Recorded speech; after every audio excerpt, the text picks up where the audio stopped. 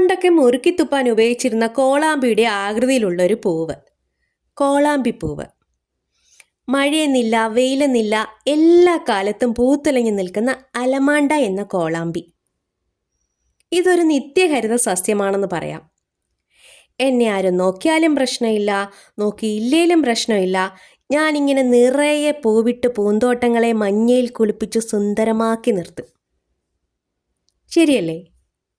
ഇനി ചെടികളെ നോക്കാൻ സമയമില്ല, എന്നാൽ നല്ലൊരു പൂന്തോട്ടം വേണം, നിറയെ പൂക്കൾ വേണം എന്നൊക്കെ ഉള്ളവർക്ക് വളർത്താൻ പറ്റിയ ചെടിയാണ് കോളാമ്പി. വലിയ കെയറിങ് ഒന്നും ഇതിന് ആവശ്യമില്ല. ഇടയ്ക്കൊന്ന് വെട്ടി ഒതുക്കി കൊടുത്താൽ മതി.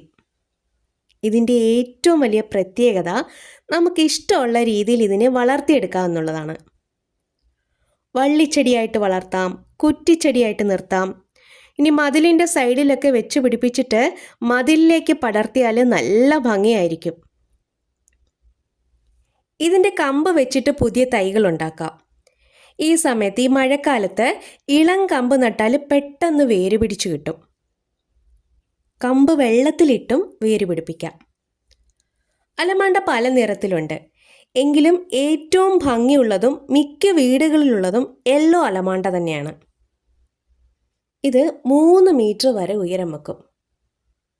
സംസ്കൃതത്തിൽ ഇതിനെ ചക്ഷപുഷ്പി എന്നാണ് വിളിക്കുന്നത്.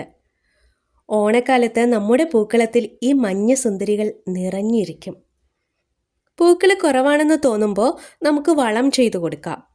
കടലപ്പിണ്ണാക്ക് പൊളിപ്പിച്ച് അതിൻ്റെ തെളിയെടുത്ത് നേർപ്പിച്ചൊക്കെ കൊടുക്കാം. മഴയിൽ കുളിച്ച് നിൽക്കുന്ന ഈ സുന്ദരി പൂക്കളെ ഇഷ്ടമാണെങ്കിൽ ഒരു ലൈക്ക്.